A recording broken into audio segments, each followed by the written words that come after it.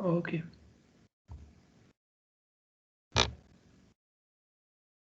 So whoever has taken traffic engineering with me, or obviously all of you must have taken traffic engineering.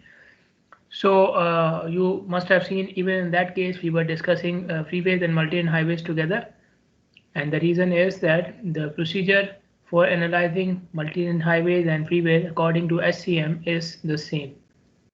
Okay, they have the same procedure for multi-lane highways and freeways, but the procedure which is same for multi-lane highways and freeways is for a part of multi-lane highways, or sorry, for a part of freeways. The procedure that we discussed is for a part of freeway. Freeway has other parts as well, which we will inshallah discuss in this course now. So the procedure which is same for multi-lane highways and freeways is for same for a basic freeway segment. They call it a basic freeway segment. So a freeway has basic freeway segments and other parts as well. Okay. So the procedure for analyzing basic freeway segment and multi-lane highways is the same. Okay. What is a basic freeway segment? It is divided, full control of access. Okay, so no intersections, no ramps. Okay, two or more lanes in each direction, and outside the influence of the ramp area. This is what we did not discuss earlier because we were not discussing the other parts of freeway, so we did not focus on having it outside the influence of ramp. So a basic freeway segment is outside the influence of the ramp. So there is no ramp even near this segment. The segment which we are analyzing, there is no ramp even near the segment. Okay. Uh, so not even in the segment, but not even near the segment. And then what are multi-lane highways? These are uninterrupted flow. Again, they have access control. Okay, so no signalized intersection or stop control at the intersection. So no, basically no at the intersections. Okay, intersecting the main line. Main line means the multi-lane highway itself.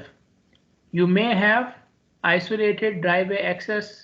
Okay, that will still be called as uninterrupted flow facility, because when you are accessing from a driveway, especially an isolated driveway, okay, so in that case the flow on the multi-lane highway will not be interrupted from an isolated, or like it may be interrupted, but the again the regulation is not to be interrupted. You are going on the highway and somebody is suddenly coming in front of you. Obviously you will be interrupted by law. You don't need to be interrupted, right? The person who's coming from the driveway should be waiting for you, not the other way around. So multi-lane highway can have isolated driveway access. Okay, but they should be 2 miles away from any air-gate intersection. Okay, so again we are talking about a part of the multi-lane highway which is 2 miles away from any intersection, whether unsignalized or signalized. Okay, so that's why we are calling it uninterrupted, because it is outside the influence or away from any intersection, at least 2 miles away. At least 2 miles away. The segment which you are analyzing should be at least 2 miles away from the signalized intersection or any air-gate intersection. Okay. Yeah. Okay. So for these two highways, we will be calculating capacity and level of service. So freeway capacity is defined as maximum sustainable or sustained 15-minute flow rate. Okay, and it is expressed in passenger cars per hour per lane. So how much flow rate you can maintain in 15 minutes? Okay, the maximum flow rate we can maintain in 15 minutes, and it should be in passenger cars per hour per lane. And then the segment for which you are defining this capacity should be a uniform segment. Okay, and uniform means the characteristics of the segment do not change. The characteristics of the segment do not change. Okay, they remain the same from start to end under prevailing traffic and roadway conditions in one direction of flow. So capacity is given for uh, each direction of flow. So capacity is not defined as combined for both directions for freeways, and it is under prevailing traffic and roadway conditions. Prevailing including uh, you know the number of vehicles, the percentage of trucks, Okay, the characteristics of vehicles and so on and so forth. And roadway conditions include number of lanes, lane width, and other things. Okay, the things related to design of the road, the things related to cross section of the road, those are the roadway conditions. So prevailing means existing, you can say existing. So whatever conditions are there in the field, in those particular conditions, how much flow rate, how much maximum flow rate this facility can handle in terms of passenger cars per hour per lane. Okay. So earlier I showed you capacity under ideal conditions. In the last chapter I showed you capacity under ideal conditions. So now we are moving on to capacity under prevailing conditions. Okay, so you need to do some sort of a conversion to convert that capacity of ideal condition into the capacity of prevailing conditions. Okay, then what is level of service? Level of service, service measure. We also call it the performance measure as well. Okay, or measure of effectiveness means the same thing, and it is basically used for defining the level of service for the facility. Service measure for defining the level of service for the facility. Okay, so the service measure for defining level of service for freeways is the density. Okay, which is taken in passenger cars per mile per lane. So level of service for freeways will be defined in terms of density, and the units will be passenger cars per mile per lane. When you are analyzing freeways or multi-highways, the questions which you normally ask, or the questions which you are trying to investigate, are how good or bad the facility is performing right now, meaning the level of service right now. How will be the facility performing in future? So if any conditions are changing for future, then what will be the effect on level of service? Under what conditions the facility will break down? So breakdown meaning what? Breakdown means which level of service? Again, levels of service go from A to F. So breakdown means level of service F. It's level F. of service Yes. F. Yeah. So when do you go from E to F? Which conditions or at what time? If you are designing a new facility, then how do you complete the design of the new facility?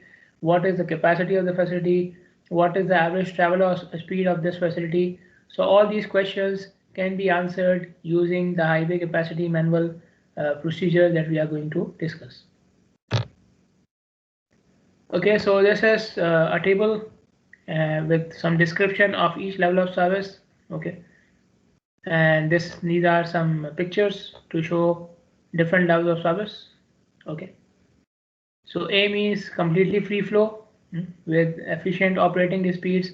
They are maintained from a density of 0 to 11, so up to a density of 11 passenger cars per mile per lane. Level of service is A, and I said earlier levels of service are like step functions. Okay, so with each level of service you will have a range of density. So this is level of service A. Okay, then we have level of service B, stable flow. Okay, it's still free flow speed. The speed is still free flow speed.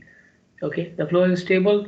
Okay, the density can go up to 18, above 11 to 18 passenger cars per mile per lane. Okay, and this is level of service B. So this is what it looks like. Level of service C, again reasonable uniform flow, but now the speed will start to reduce. So they are saying up to level of service B, the speed is maintained. From C onwards, it starts to decrease. C is above 18 till 26. This is the condition. Okay. So basically, in each condition, you can see since the density is increasing, so you see more cars in the picture. You see more cars in the picture, right? Then we have D. Now we are approaching unstable flow. Unstable means now if you have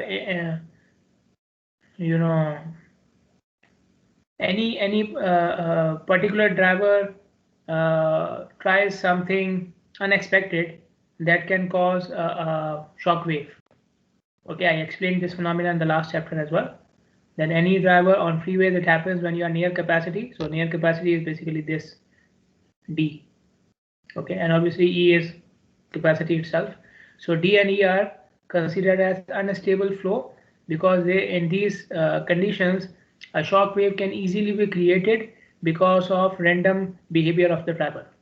Some driver has a problem with the car, some driver thinks very late about changing the lane, okay, or he slows down because of something, then it will, or he wants to get into the shoulder and he doesn't have the space there. So this will create a shock wave, and the Q, you will see the accumulation of the Q until that driver moves on. Okay, so this is why they are considered as unstable flow. So obviously speeds in D and E are very low, okay, and the density up to 35 for D and up to 45 for E. Okay, so the capacity is reached when the density is 45 passenger cars per mile per lane. They are saying capacity will be reached when the density is 45 passenger cars per mile per lane. Okay, and after 45 you will have F condition. Okay, so F will mean forced flow condition, unstable flow, forced flow. They also call it Q buildup as well, Q buildup. So in this condition, vehicles cannot move consistently. So they will come, join the queue, stop, okay, and then they will move when they have the turn. Okay, so this is the main, uh, main difference here between this and the other levels of service. The F condition, you have stop and go movement for the vehicles. The vehicles cannot keep on moving. And F will be when demand exceeds capacity. Now the methodology for basic freeway segments and multi-lane highways is this one. Find out the data about the highway. This data includes the geometric data, the demand, free flow speed, estimate and adjust free flow speed according to these factors, estimate and adjust capacity. Again, there are some factors given. Okay, adjust demand volume because the volume will be in vehicles per hour, so you have to adjust it. Okay, because the capacity is in passenger cars per hour per lane, so the volume should be in the same units. Then estimate speed and density, then find out the level of service. Okay, so this is the procedure for finding out the level of service for basic freeway or multi-lane highways. Okay, what conditions of the road you need to gather? Okay, so we are going through the steps one by one now. Okay, and I'll try to explain as much as possible, although we have done it earlier as well. So we need to collect the geometric conditions of the road. Okay, the roadway conditions, we call it the prevailing roadway conditions, right? So you must know the lane width, shoulder width, number of lanes, and these things. So these factors are given here, which you should know about the road conditions. So the factors you should know, right? And their base value, their ideal value.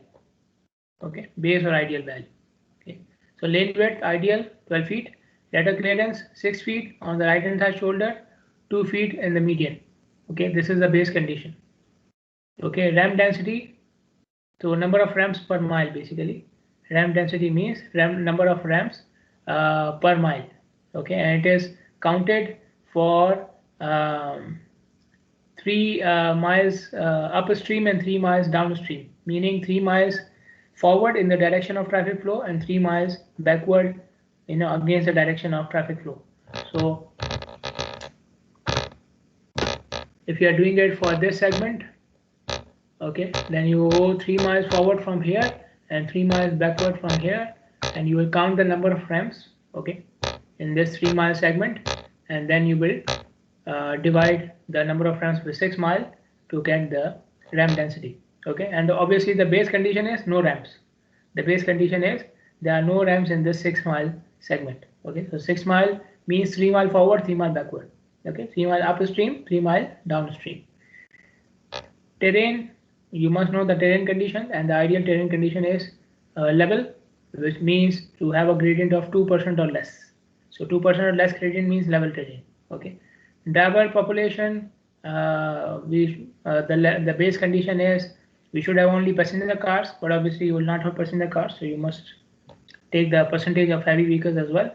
and predominantly commuter traffic. Commuter means people who come on daily basis. Okay, commuter means people who come on daily basis. So they are saying that the drivers come on daily basis to the highway, so they are familiar with the highway.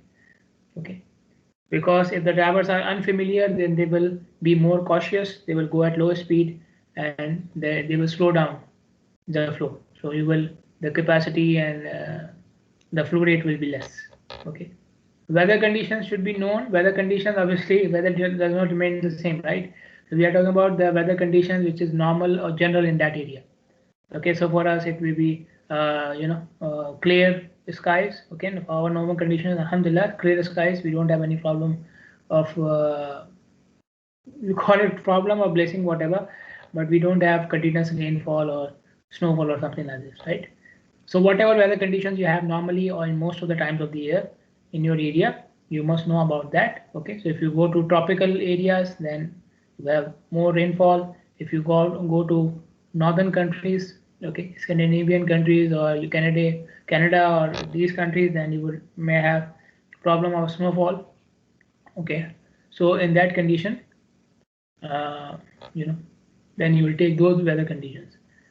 Okay, so the base condition is you have clear weather, good visibility, dry pavement, no sun glare. So this is the thing which we can have. But obviously sun glare does not remain constant. Okay, so if you take general conditions, then there may be no sun glare. Okay, incidents. Okay, incidents means broken down vehicles which had an accident on the road and they are now on the road, stopped on the road, or they are broken down because of any fault. Okay, is there any police activity? Okay, an accident I already explained. Crashes means accident. Okay, so these are the incidents.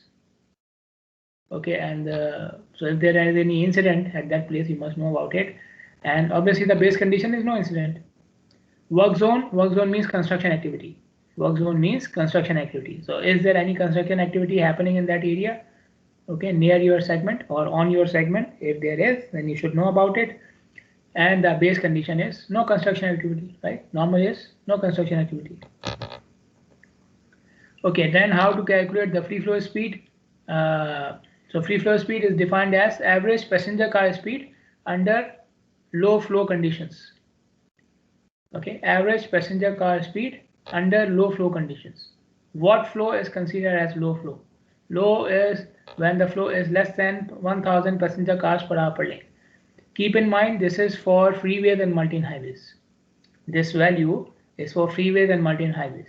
If you are doing it for a local street in a residential area, then 1000 passenger cars per hour per lane is a lot.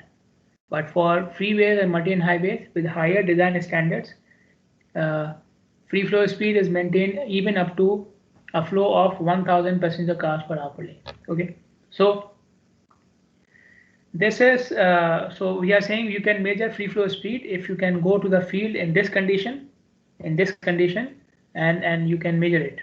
Okay, so for your term projects, if you go onto the field, okay, and you are measuring the speed of the highway and you want to measure it like not on the intersection, there is a procedure by which you can measure the free flow speed on the intersection itself as well. But if you take my suggestion, don't measure it near the intersection, do it on some other segment or some other part of the road which is away from the intersection. Okay, so it will be less complicated for you. So in that condition, when you go for measuring the free flow speed, the 62 samples which you will take for each highway coming to your intersection, do it under low flow conditions. Okay, and low flow conditions, I think you can you don't have to wait for 1 hour and count the number of passenger cars. Okay, you just stand there for like 5-10 minutes, you would know that the cars are going at very high speed. This is low flow condition, because the main thing the cars are going at, the drivers are going at their desired speed. Okay, the drivers are not influenced by other drivers. This is the main idea.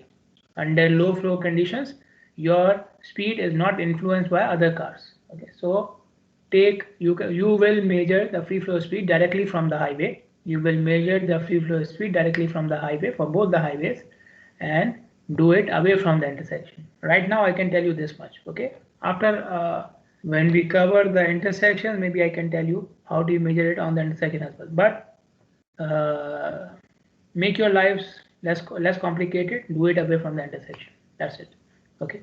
And again, I told you the main point here is free flow speed is when the driver is going at his desired speed as per the design of the road. He is not influenced by the signal and he is not influenced by the intersection. He is not influenced by other drivers as well. So the flow is very low and he is so much distance away from the intersection that his speed is not influenced by the intersection itself. So he has not started to slow down because of the intersection. Okay, do it at that part of the road. Okay, and you can test yourself. At what part of the road I'm not influenced by the intersection. Okay, you can have one or two drives yourself. Okay, so this was for your term project. So you will measure the free flow speed directly from the field in low flow conditions away from the intersection. Okay, so this is one way of finding out the free flow speed. You are doing it for freeway or multi-highway, you can measure it in the same way, manner, no problem. If you cannot measure it, then you can use these equations 5.12 and 5.13. Okay, so I've taken the equation numbers from the book. Okay, so the first one is for freeway, 5.12 is for freeways, and 5.13 is for multi-highways. Okay, so you can see the equation here.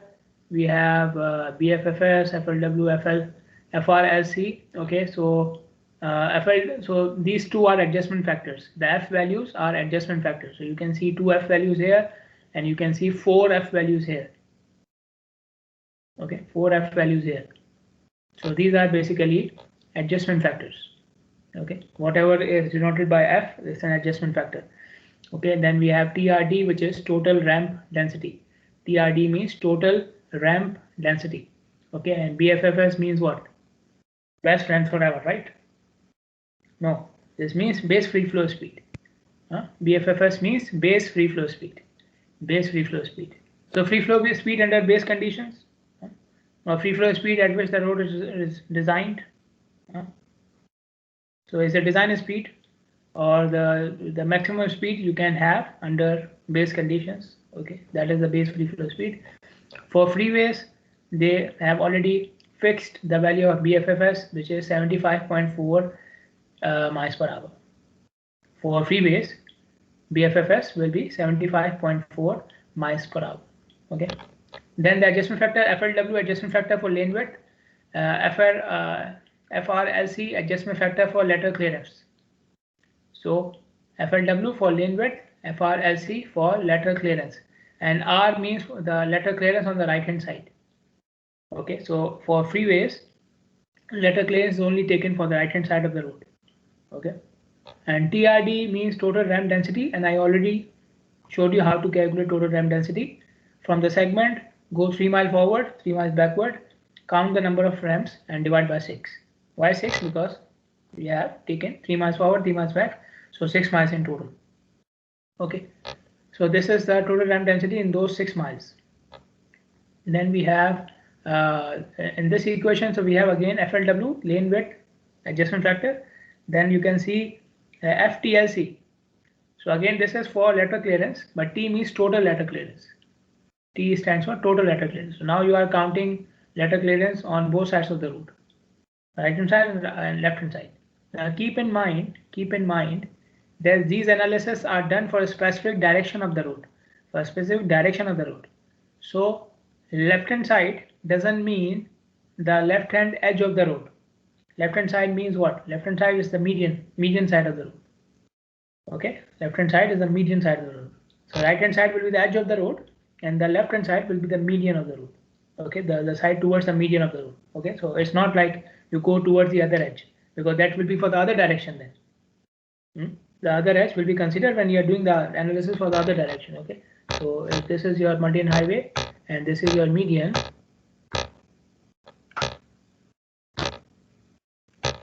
okay, then lateral clearance here will be the left hand side and here will be the right hand side. Okay, when you are doing this direction, then this will become your left hand side and this will become your right hand side letter clearance. Okay, then we have adjacent factor for median. Okay, M means median, adjacent factor for median. So mainly we have two types for median: divided, undivided. Divided means you have a median, undivided means you don't have a median. Okay, simple.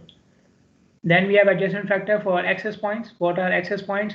I told you the driveways which you have coming from the side of the road. So these are unsignalized. Obviously, we said we are only taking the part of the multi-lane highway which is without any intersections. So these are unsignalized access points from the right hand side of the road, again from the right hand side of your direction of analysis of the road. Okay, so any access point, any point from where a person from his garage or driveway can access the multi-lane highway, that will be counted. Okay, so how many access points you have in your segment, and these are the values for the adjustment factors. Okay, so these two, so the first one is for lane width. So whenever you reach the ideal condition, you can see the factor becomes 0. 12 feet 12 feet lane width, we said is the base condition. So when you reach 12 feet lane width, this becomes 0. Okay, then this one is for the right hand side letter clearance. Right hand side letter clearance. So this is for freeways again. So you must know how many lanes you have in one direction. Okay, and this is again number of lanes in one direction.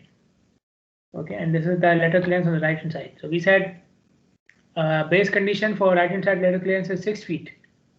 Okay, so when you reach 6 feet, the factor becomes 0. You can see the first row. Okay, when it is less than 6 feet, then the factor has value. And number of lanes in one direction. And again, you need to be careful. If I say 6 lane freeway, and letter clearance 4 feet, right hand side letter clearance 4 feet. 6 lane freeway, right hand side letter clearance 4 feet. How much will be the factor? 0.2. 0.2.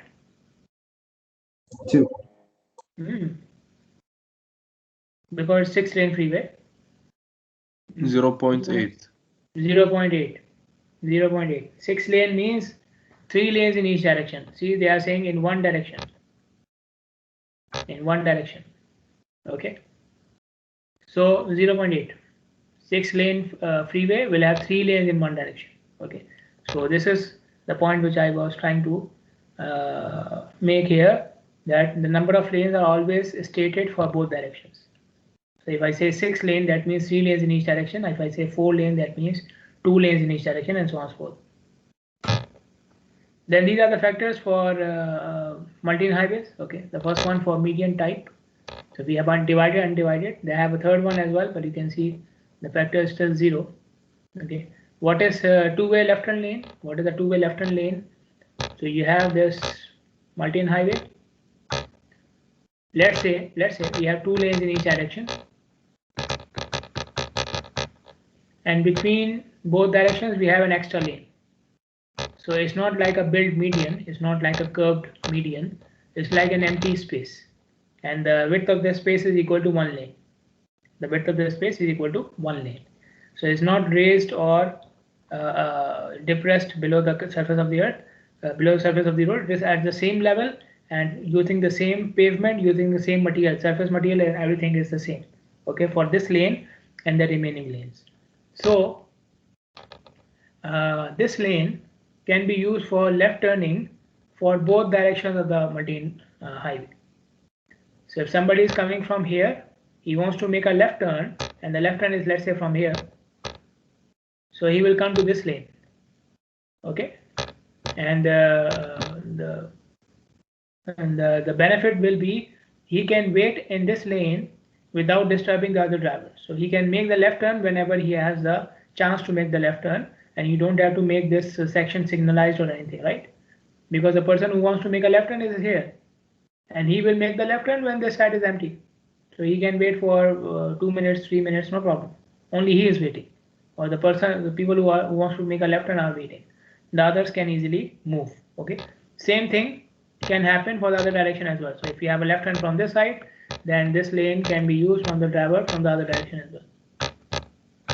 So again, this driver who is coming in this direction will come here, wait in this lane till he finds a chance to make the left turn. Okay, so in this way you save having a signalized intersection and so on. Okay, but this can work if if you have less volume which is left turning, otherwise this lane will be completely filled and so on. Then we have the adjustment factor. So this is for two-way left turn. Okay, and again you can see the factor is 0, same as the divided, because this is still the space between the two directions. So whenever there is some empty space between two directions, the factor becomes 0. Okay, then we have access point density. Okay, access point density, how many access points you have, again on the right hand side of the road, divided by the length of the segment, access points per mile. You have the factor here, and then the total letter clearance, the adjustment factor for total letter clearance. Okay, so you have 12 feet. So 12 feet is both right plus left. So these numbers are right plus left. Okay, then 10 feet, again right plus left, and so on. So you take the letter clearance on the right hand side and the left hand side, and you add them, and then you look for the factor from the table. Okay, and the left hand side, I told you, left hand side is the median. Okay, how much letter clearance you have on the side of the median. One point, I think they did not mention it here, but it was mentioned in the traffic engineering book, so I will reiterate it. If you have a median, then you can take the letter clearance till the median, right? But if you don't have a median, if the highway is undivided, then how much will be the letter clearance on the left hand side? If the highway is undivided, how much will be the letter clearance on the left hand side? 0. 0. Okay, it will be 0, but when you are taking the value from this table, you will take it as 6 feet, the ideal, the base value. Okay, for undivided highway, the left hand side letter clearance is taken as 6 feet, which is the ideal or the base value.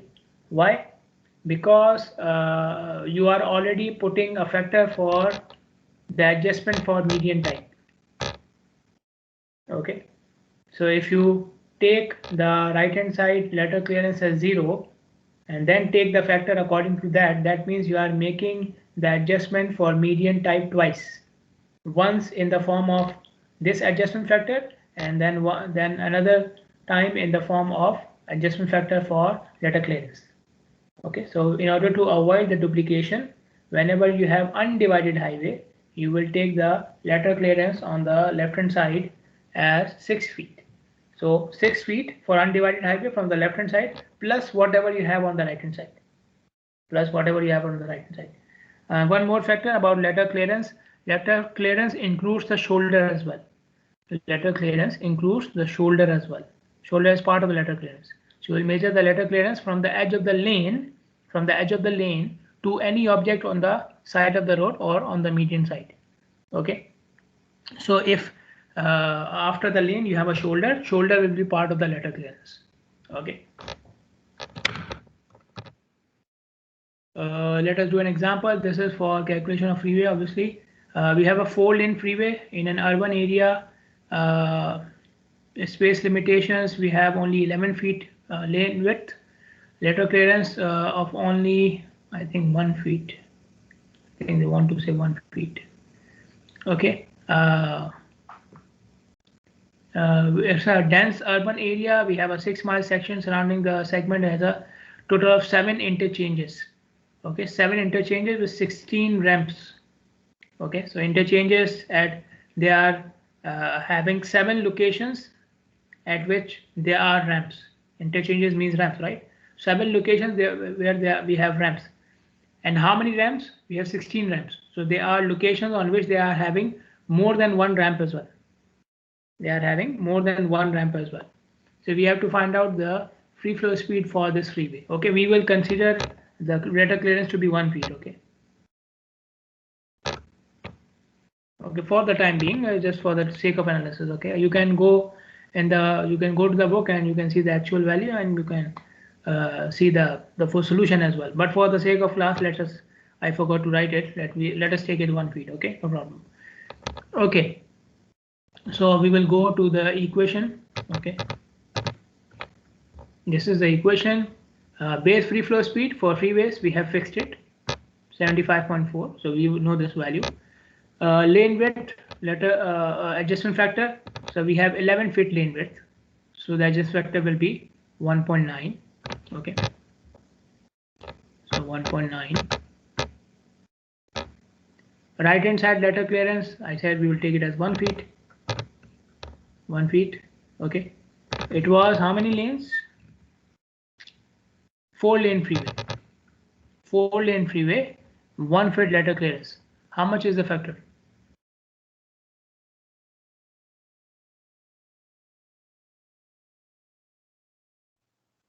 3.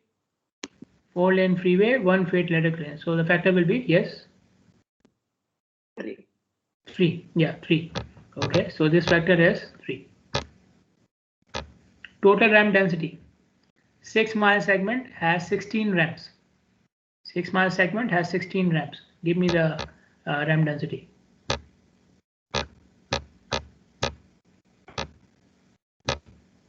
16/6, right?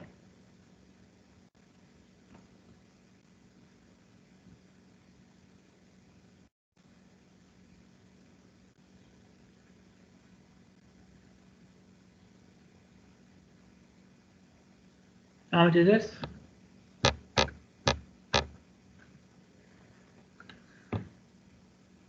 2.67. 2.67, and then you can give me the free flow speed as well.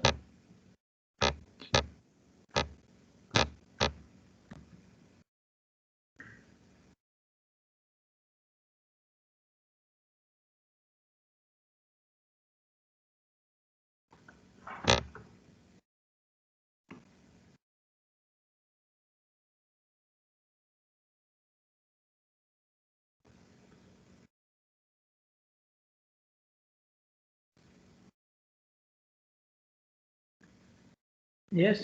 67.83. 67.83. Okay. Yes. So the free flow speed in this case is 67.83, and these equations are in miles per hour. Okay. So the free flow speed for this segment is 67.8. Okay, then so this is about the free flow speed, calculating the free flow speed. Okay, then how do we calculate the capacity? So for calculating the capacity, we have these two equations, one again for basic freeway segment, the other one for multi-highway segment. So you can see here, so we need the free flow speed basically.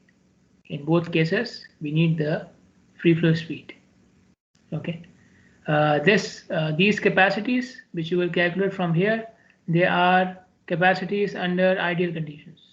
Okay, capacities under ideal conditions, and then you apply the adjustment factors to the capacity. So this is so you will calculate the adjusted capacity. Then after you calculate the base capacity from here, then you will multiply with the adjustment factors, then you have the adjusted capacity. So C adjusted. So C is the base and CF means the capacity adjustment factors. Capacity adjustment factors. They are just multiplying with one factor, but there will be number of factors which they are mentioned here. You can see this is the list of factors or the list of conditions for which you can have the factors. The list of conditions for which you can have the factors. Okay. So the effect of lane width and letter clearance. Okay. Can be the adjustment factor for capacity. Okay, if you are dropping a lane, okay, so you can have an adjustment factor for the point where the lane is being dropped. Okay, so you had 3 lanes, now you are making it 2 lanes, so you can have an adjustment factor in capacity for that because of the turbulence. Okay, not because of the number of lanes, because of turbulence. So if you are going from, let's say you have this, okay, and then you are trying to make it like this. Okay, so in this segment will have some turbulence or will have some disturbance because of the drivers who are changing the lanes. Okay, so you will not reach the base capacity because of this behavior of the driver. Drivers are changing the lane, so lanes are, or the flow is disturbed. It has become turbulent. Okay, so capacity will be, like I said earlier, passenger cars per hour per lane. Okay, so it doesn't matter whether you have 2 lanes or 3 lanes. We are calculating passenger cars per hour per lane, but whatever capacity per lane you are calculating, it will not be reached because of the this changing of lanes of the driver. Okay, so you can have an adjustment factor for that if this is happening. Poor visibility because of curvature of the road or because of weather conditions. Poor pavement conditions. Okay, if you have potholes or rutting on the pavement, then it can reduce the capacity. Okay, if you are traveling across bridges or into the tunnels, or if you are traveling adjacent to landmarks, like in our case we have historical landmarks, right, forts and these things. So anything which can attract drivers attention. Okay, so if these things are on the side of the road, or if you are driving alongside these landmarks, then they get your attention, and then you cannot drive properly. Presence of unfamiliar drivers. So I told you earlier, unfamiliar drivers are more cautious. Okay, so you should have a so since they are more cautious, they will hold the flow. They will restrict the flow. If you have an upstream or downstream ramp, okay, if you have a on or off ramp coming ahead, then you will have a reduction in capacity again because of the lane changes. When the ramp is coming up, the drivers will try to change the lane, and that can cause some turbulence, and in that case again the flow will be reduced.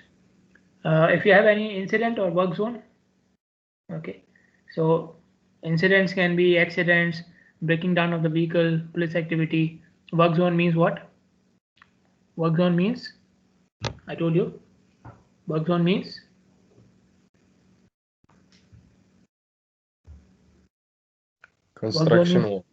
construction activity happening on the road. Okay, so because of the work zone, they are saying the lanes are reduced. The lanes in which the incident has happened or the work zone is going on, that lane will not be used. So you will have less number of lanes, and then you will have the effect of onlookers, people who are trying to see what happened. Right? Something, why the lane is reduced or why the lane is blocked. So everybody wants to see, everybody wants to have a look. Okay, so this is onlooker effects. So people who are even in the other lanes, they are not even driving at their full speed. Okay, poor weather conditions. You can have adjustment factor for poor weather conditions as well, and poor weather conditions include heavy rain, snowfall, or ice precipitation.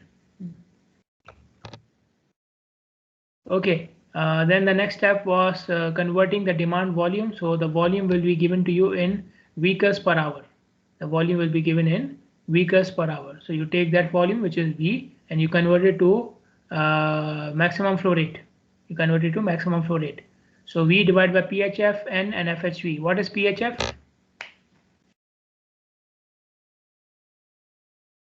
What is PHF?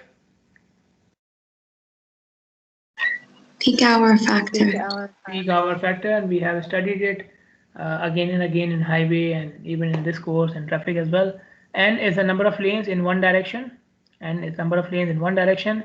FHV is the heavy vehicle adjustment factor. Okay, and for calculating this factor, we have the equation here. Okay, so in this equation, you need the percentage of heavy vehicles.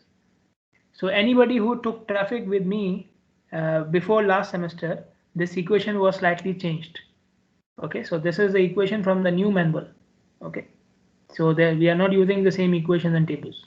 Okay, so we have percentage of heavy vehicles. PT now means percentage of heavy vehicles, trucks and buses, recreational vehicles, everything.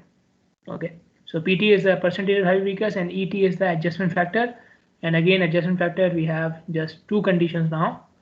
Okay, earlier it used to be 3. So two conditions: level and rolling. Level is up to 2%, rolling is above 2 to 4%. Okay, level means till 2% is level, from 2 to 4% is rolling. So we have the ET values, the equivalency factor values from here.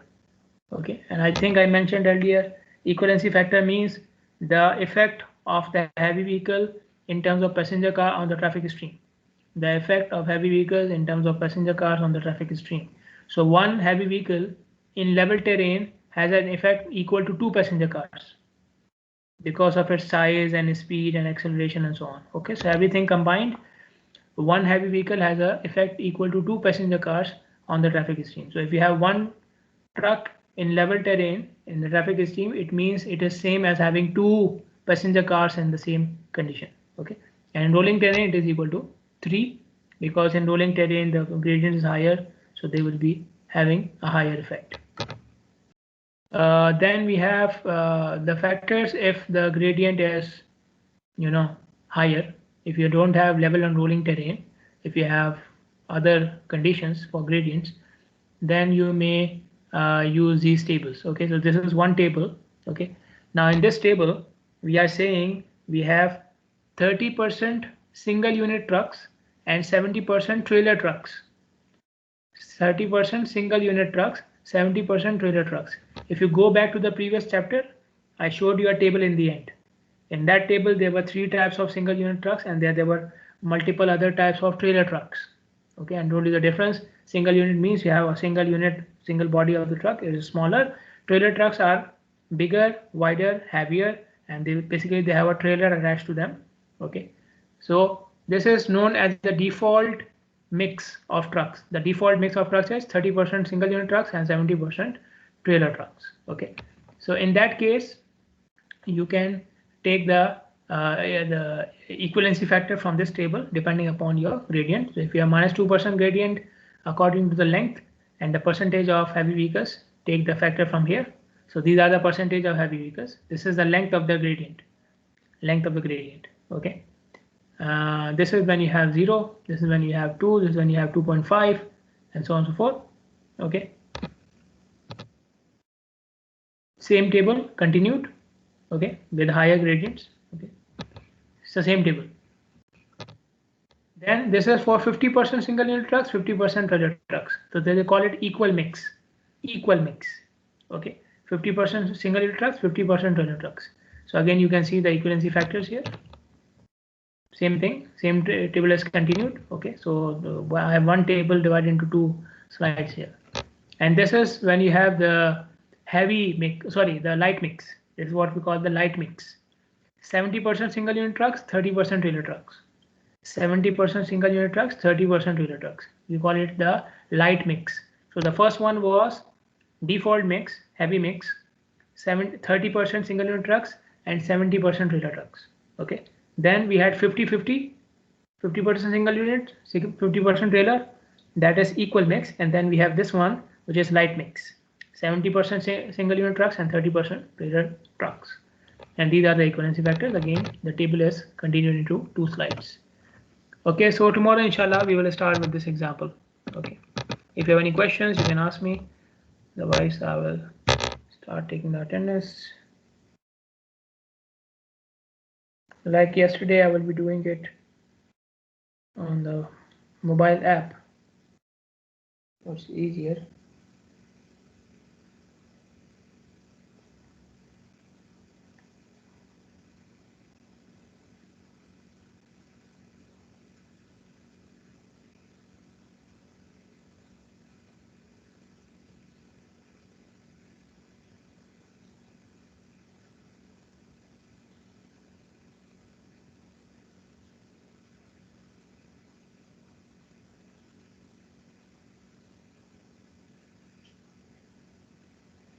Okay, Dua Abdul Rasul, Dua Abdul Rasul, Ali Akil,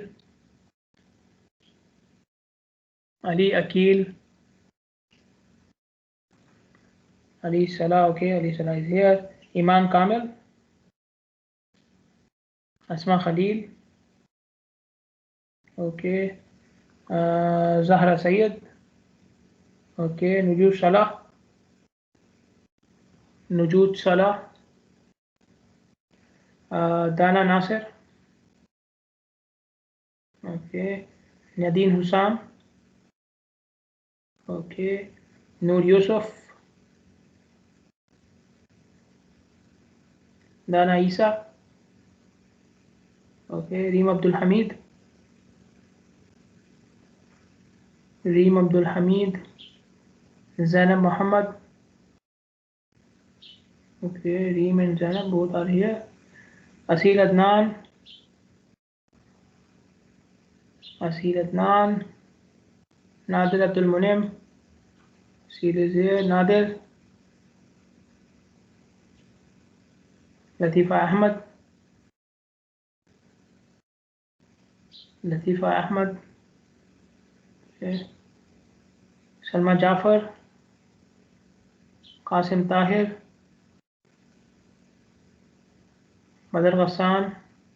Okay. Muhammad Akbar. Ahmad Amin. And Ibrahim Muhammad. Ahmad Amin and Ibrahim. Okay. Thank you. See you guys on Thursday, inshallah. Assalamu alaikum.